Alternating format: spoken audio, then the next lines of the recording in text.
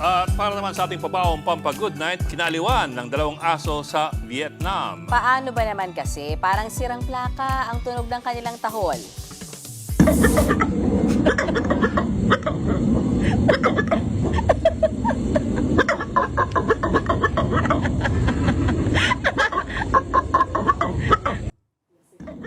Yan ang aso na nakasalubong lang ng uploader ng video sa Ho Chi Minh City. Hindi tuloy naiwasang matawa ng uploader sa tahol ng aso. Ang isa pang aso na ispatan sa province ng Anjang, kakaiba rin ng tahol.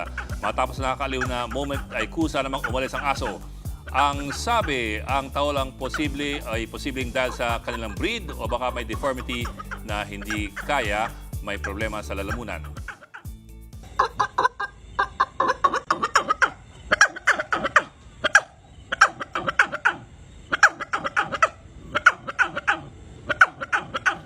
Mga kapatid, Ed Lingaw po, maging maalam at may pakialam sa mga napapanahong balita sa ating bansa.